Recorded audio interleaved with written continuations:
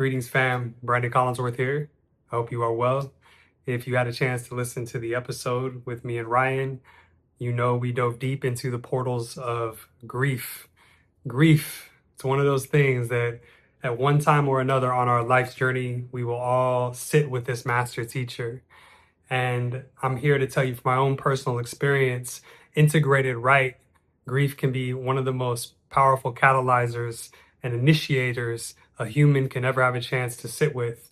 Done wrong, it becomes the trauma and the sludge and the mud that holds us back from truly stepping into our highest potential.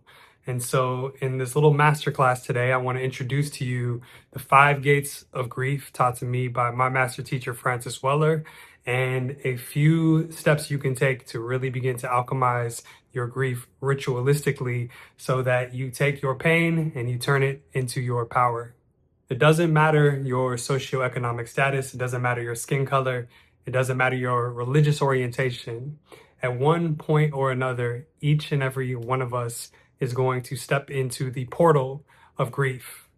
In his book, The Wild Edge of Sorrow, Francis Weller, who is a psychotherapist, soul activist, and one of my most cherished teachers, lays out the 5 gates of grief. And what's beautiful is these gates really give a reference point to the different types of grief that we as humans move through. At one point or another, all of us are going to step through these gates. And so as I share these gates, really feel into what is alive for you. And then there's going to be some questions of inquiry to take you deeper into those gates, into those portals. Gate 1, everything that we love, we will lose. Somebody dies, that relationship is gone. The body that we once had no longer exists. To love anything is to sign a contract with loss. This gate teaches us that grief is not the enemy of love. It's actually the proof of it. So the question to sit with here is, what are you still carrying that you have not fully grieved? Gate number 2, the places that have not known love. Inside each of us are exile parts. The shame we hide, the wound that we were told is too much. These places never really receive the attention and warmth they deserved, and so they wait in the dark. So the question for gate 2 is, what parts of you have you abandoned because you felt they weren't lovable? Gate number 3, the sorrows of the world. When we really feel into it, we are carrying so much more than just our own pain. All we got to do is look around. There's war, there's famine, there are forests burning down, animals dying. As humans, we were built to feel the world. And when we really feel into the world, we can feel that the world as a whole is grieving. This sorrow is not weakness, it is intimacy with life itself. So the invitation for gate 3 is, what suffering in the world do you feel in your body, and what would it mean to listen to it and stop numbing it? Gate number 4 is a deep one, and it is what we expected but did not receive. We came into this world expecting ritual, elders, love, community, all of these things that for so many of us seem to be missing. When we peel back the layers, most of us did not receive any of that.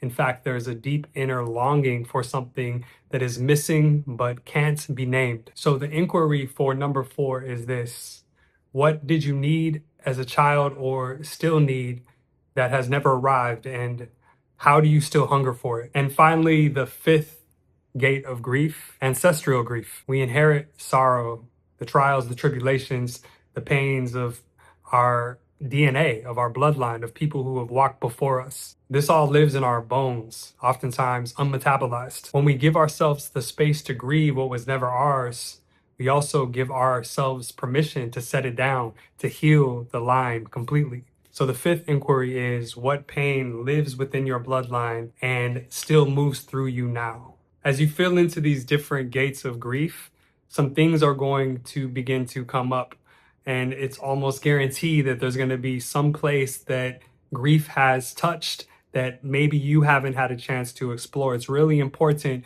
to give yourself the space to let the grief move.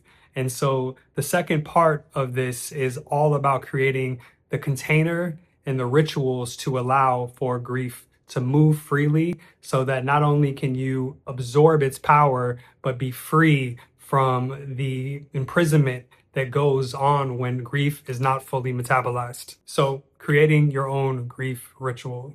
Step one, identify what grief is most alive right now, and the gates are a really good tool to help you do that. Step two, name that thing you are grieving. When you speak it out loud, you make it real. It brings it to life in a way that just thinking about it never could. Step three, and this is a very important step, but tell the story. What happened? Where did it happen? What was lost? What type of heartbreak came online? What did you not receive? In telling the story, we bring color to our grief journey, and we begin to allow ourselves to orient ourselves with our grief. Number four, allow yourself to be witnessed. We were never meant to do it alone. Francis Weller says that healing is a solitary journey that we can't do alone. And it is only in witnessing where we give ourselves the opportunity to be held by community. And a witness doesn't have to be a whole bunch of people. It can be one person. But in bringing your grief to the altar of community, we give ourselves the opportunity for that grief to be healed once and for all. And the final step is let the grief move. When grief is not given the space to move, it becomes stagnant and it becomes toxic. When we do give grief the space to move, it becomes powerful. So let it come out. Move, dance, shake, cry, whatever you need to do to release that grief, create the space to make that possible. Each and every one of us at some point or another are going to step into the portals of grief. It's not if, it's when. And it's all about how we sit with grief that dictates whether grief destroys us or empowers us.